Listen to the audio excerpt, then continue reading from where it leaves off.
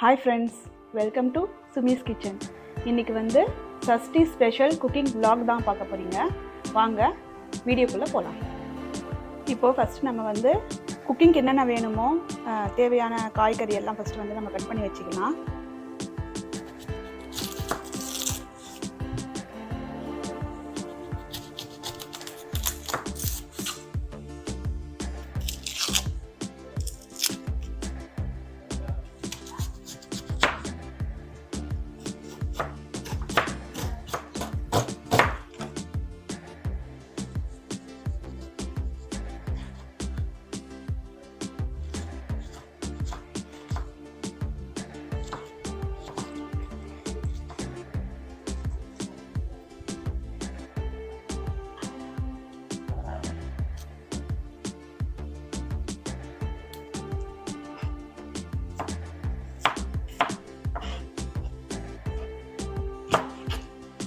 நீங்கள் குக் பண்ணுறதுக்கு முன்னாடி இந்த மாதிரி நம்ம வந்து ஃபஸ்ட்டு வந்து காயெல்லாம் வந்து கட் பண்ணி வச்சுக்கிட்டோன்னா நமக்கு வந்து குக் பண்ணுறதுக்கு ரொம்ப ஈஸியாக இருக்கும்.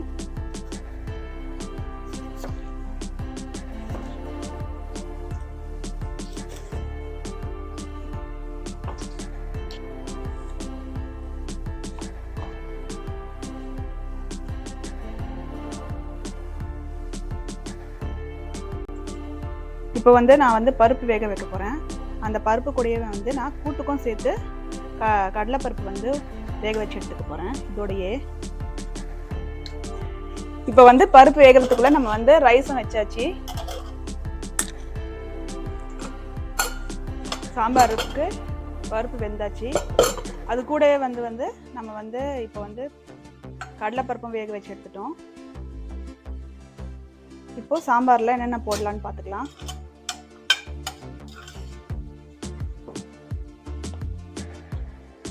நான் வந்து எப்போவுமே வந்து குக்கரில் தான் சாம்பார் வைப்பேன். காயை வதக்கிட்டு அந்த மாதிரி வைக்கிறது இல்லை. நான் எப்பவுமே இந்த மாதிரி ஈஸியாக தான் வச்சுப்பேன் சாம்பார்.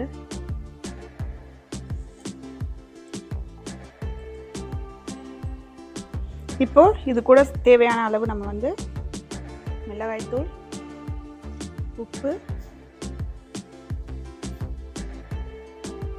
போட்டு வேக வச்சு எடுத்துக்கலாம்.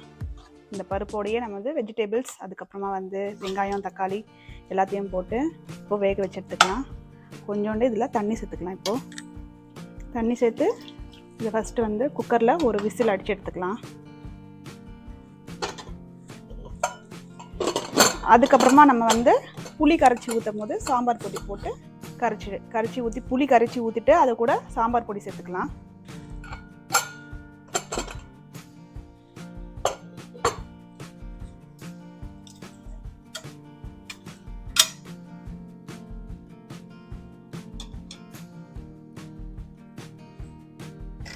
நம்ம வந்து இப்போது உருளைக்கிழங்கும் பட்டாணியும் போட்டு வறுவல் செய்ய போகிறோம். அதுக்கு வந்து பட்டாணியும் உருளைக்கிழங்கும் ரெண்டும் சேர்த்தே வேக வச்சு எடுத்துக்கலாம்.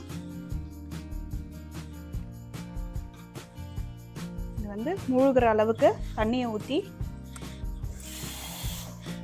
வேக வச்சு எடுத்துக்கலாம். இப்போது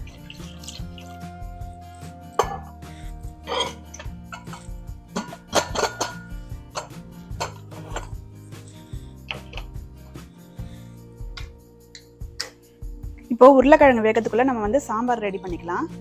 நான் வந்து புளி வந்து கரைச்சி ஊற்றிட்டு இதில் அது கூடயே நம்ம வந்து சாம்பார் பொடியை மிக்ஸ் பண்ணிக்கலாம்.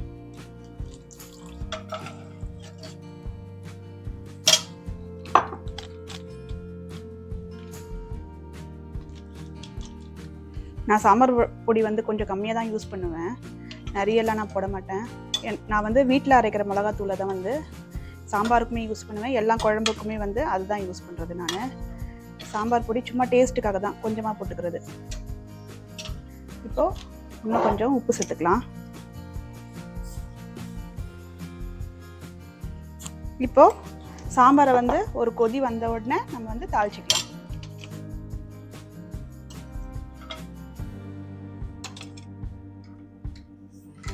இப்போ வந்து சாம்பார் வந்து கொதிக்க ஆரம்பிச்சிடுச்சு. இது கூட நம்ம வந்து இப்போ வந்து தாளிச்சு கொட்டிக்கலாம். சாம்பார் கொதி வந்துடுச்சு. இப்போ நல்லா இப்போ வந்து சாம்பார் தாளிச்சிக்கலாம். நம்ம எண்ணெய் விட்டு கடுகு போட்டுக்கலாம். கடுகு நல்லா பொரிஞ்சதும் இதில் வந்து வெந்தயம் சேர்த்துக்கலாம். இதுக்கப்புறமா ஜீரகம், அதுக்கப்புறமா ஒரே ஒரு வரமிளகாய் போட்டு தாளிச்சுட்டு நம்ம வந்து சாம்பார் கூட சேர்த்துக்கலாம்.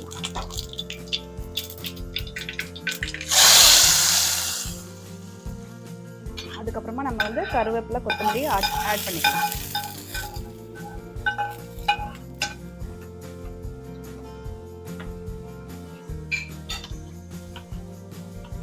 லாஸ்ட்டாக ஃபைனலாக வந்து ஒரே ஒரு டீஸ்பூன் வந்து நம்ம நெய் சேர்த்துக்கலாம்.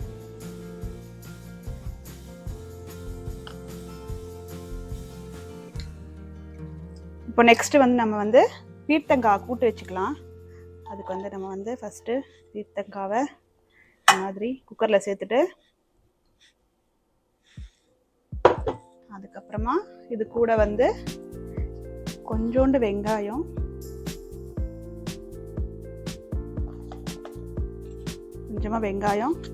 கொஞ்சமாக ஒரு 1/4 தக்காளி அளவுக்கு தக்காளி போட்டால் போதும். இதில் சும்மா கொஞ்சோண்டு தக்காளி போட்டுட்டு நம்ம வேக வச்சு வச்சுருக்க இந்த கடலைப்பருப்பையும் இது கூட சேர்த்துக்கலாம். நான் இது வந்து ஃபுல்லாக வேக வைக்கல, பாதி தான் வந்து வேக வச்சு வச்சுருக்கேன் இந்த கடலைப்பருப்பை. அதனால இதோட சேர்த்துக்கிறேன் கடலைப்பருப்பையும். இப்போது நமக்கு தேவையான அளவு வந்து இதில் நான் உப்பு சேர்த்துருக்கேன்.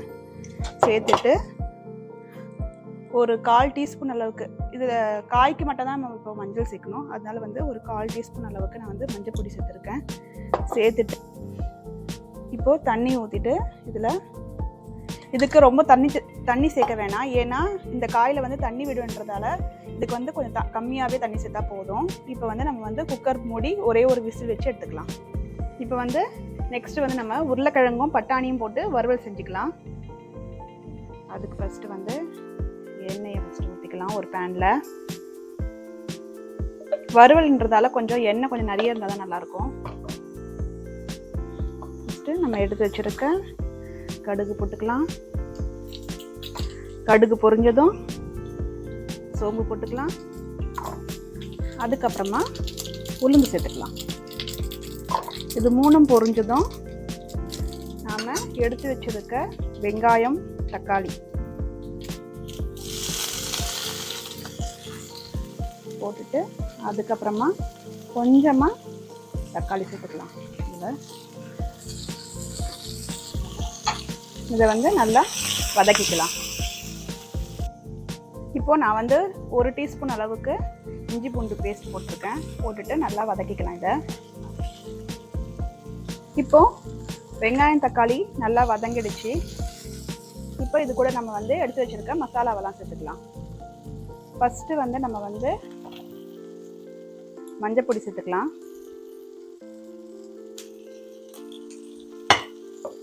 அதுக்கப்புறமா மிளகாத்தூள்,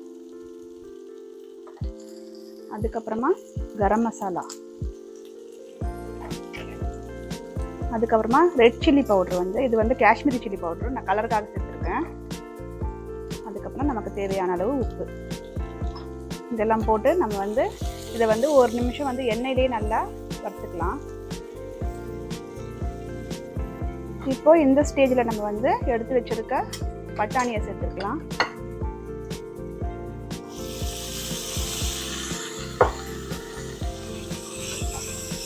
இது கூடவே வந்து உருளைக்கிழங்கையும் சேர்த்துக்கலாம்.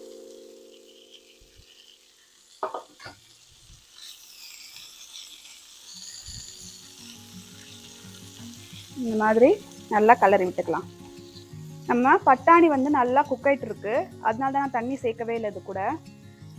இப்போ வந்து பட்டாணி வந்து வேகலைன்னா தான் நம்ம வந்து தண்ணி சேர்க்கணும். நான் வந்து இப்போ வந்து பட்டாணியை வந்து உருளைக்கிழங்கோடு சேர்த்து நான் வேக வச்சதால அது வந்து நல்லா குக் ஆகிட்டு இருந்துச்சு. அது இல்லாமல் நான் வந்து பட்டாணியை வந்து ஒரு 4 ஹவர்ஸ்க்கு முன்னாடியே நான் வந்து ஊற வச்சு வச்சுட்டேன்.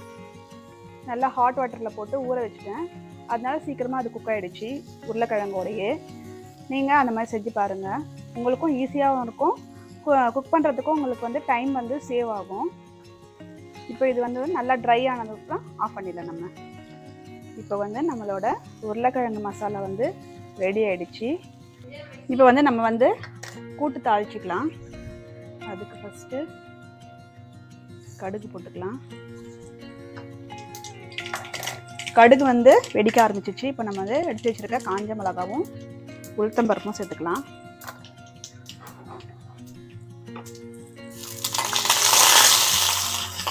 இப்போ இது கூட நம்ம வந்து இந்த பீர்க்கங்காயை சேர்த்துட்டு நல்லா வதக்கிக்கலாம்.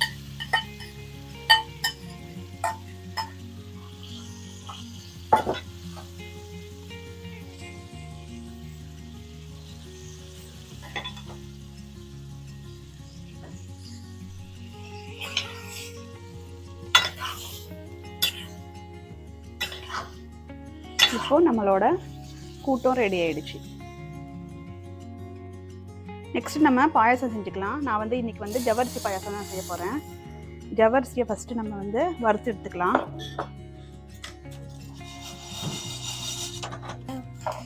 இப்போ வந்து ஜவ்வரிசி வந்து கலர் சேஞ்ச் ஆக ஆரம்பிச்சிச்சு பாருங்கள்.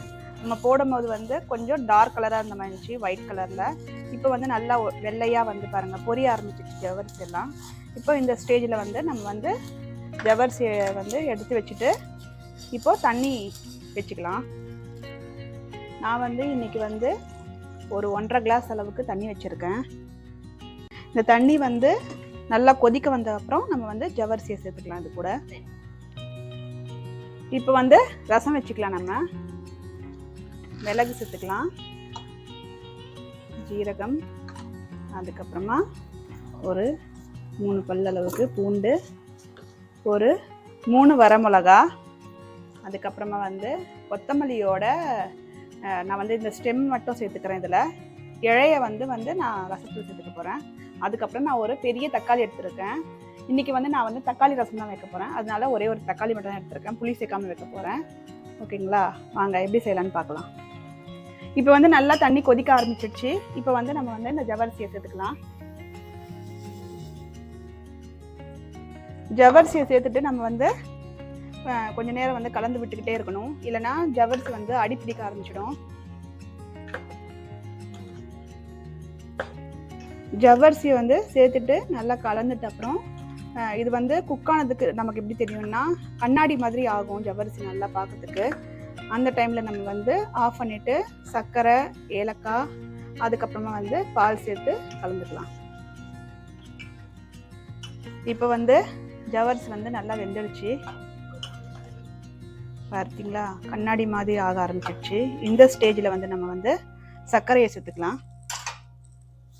நமக்கு எவ்வளோ ஸ்வீட் தேவைப்படுமோ அந்த அளவுக்கு நம்ம வந்து சர்க்கரையை சேர்த்துக்கலாம். சேர்த்துட்டு இதை வந்து ஒரு கலந்துட்டு ஆஃப் பண்ணி வச்சிடலாம்.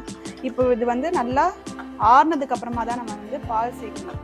சூடாக இருக்கும் போது நம்ம வந்து பால் சேர்த்தோம்னா வந்து திரியாக ஆக ஆரம்பிச்சிடும். அதனால நல்லா ஆறிட்டோம். அதுக்கப்புறம் வந்து நம்ம பால் சேர்த்துக்கலாம். எண்ணெயை விட்டு அதில் வந்து கடுகு சேர்த்துக்கலாம். கடுகு வந்து பொரிஞ்சதும் கொஞ்சமாக ஒரு குட்டி டீஸ்பூன் அளவுக்கு வெந்தயம், அதுக்கப்புறமா ஜீரகம் இது போட்டுட்டு நம்ம வந்து கொஞ்சமாக வந்து பெருங்காயத்தூள்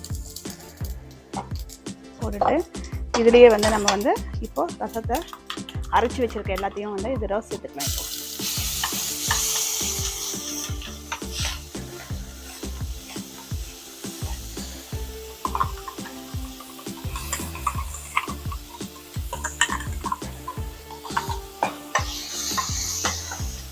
இந்த மாதிரி எல்லாத்தையும் சேர்த்துட்டு நல்லா வதக்கிடுங்க. இந்த பச்சை வாசனை நம்ம வந்து பூண்டு வந்து பச்சையாக போட்டுருக்கிறதால வந்து அதோட ஸ்மெல் இருக்கும். அதனால் இதை வந்து நல்லா வதக்கி எடுத்துக்கலாம். கொஞ்சமாக இதுலேயே வந்து தண்ணி சேர்த்துக்கலாம்.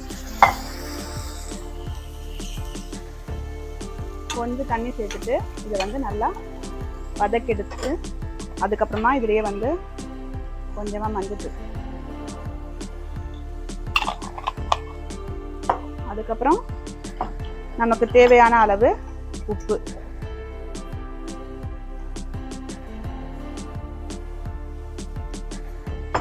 சேர்த்துட்டு இது நல்லா வதங்கட்டும். அதுக்கப்புறமா நமக்கு எவ்வளோ தண்ணி வேணுமோ அவ்வளோ தண்ணி விட்டுக்கலாம். வந்து நமக்கு தேவையான அளவு நான் வந்து தண்ணி சேர்த்துக்கிறேன். தண்ணி சேர்த்துட்டு இப்போது இது நல்லா வந்து மேலே நுரைச்சி வந்த அப்புறம் நம்ம வந்து கொத்தமல்லியை சேர்த்துட்டு ஆஃப் பண்ணிட வேண்டியது தான். நமக்கு வந்து ரசம் ரெடி ஆகிடும். ரசம் வந்து நல்லா கொதித்து மேலே வந்து நுரை வர ஆரம்பிச்சிச்சு. இந்த ஸ்டேஜில் வந்து நம்ம வந்து கொத்தமல்லியை சேர்த்துட்டு ஸ்டவ்வை ஆஃப் பண்ணிடலாம்.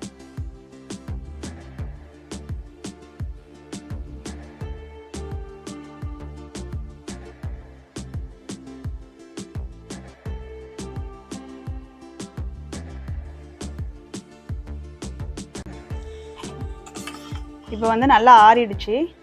இப்போ இந்த ஸ்டேஜில் வந்து நம்ம வந்து பால் சேர்த்துக்கலாம். நான் வந்து பாலில் வந்து தண்ணி ஊற்றாமல் திக்காக காய்ச்சிருக்கேன். நமக்கு எவ்வளோ பால் வேணுமோ அந்த அளவுக்கு திக்னஸை பொறுத்து நம்ம வந்து பால் சேர்த்துக்கலாம். நம்மளோட ஜவ்வரிசி பாயாசம் ரெடி ஆயிடுச்சு. ஜவ்வரிசி பாயாசம், சுட சுட சாதம், சாம்பார், ரசம், பீர்த்தங்காய் கடலைப்பருப்பு கூட்டு, உருளைக்கிழங்கு பட்டாணி வறுவல். இதுதான் இன்னையோட ஸ்பெஷல் லஞ்ச் எங்களோடது. உங்கள் வீட்டில் என்ன செஞ்சீங்கன்ட்டு கமெண்ட்ஸில் சொல்லுங்கள். நம்மளோட சஷ்டி ஸ்பெஷல் லஞ்ச் ரெடி ஆகிடுச்சு. உங்களுக்கு இந்த வீடியோ பிடிச்சிருந்தா லைக் பண்ணுங்கள், ஷேர் பண்ணுங்கள், கமெண்ட் பண்ணுங்கள், மறக்காமல் சப்ஸ்கிரைப் பண்ணுங்கள். இதே மாதிரி இன்னொரு வீடியோவில் மறுபடியும் உங்களை சந்திக்கிறேன். பாய்.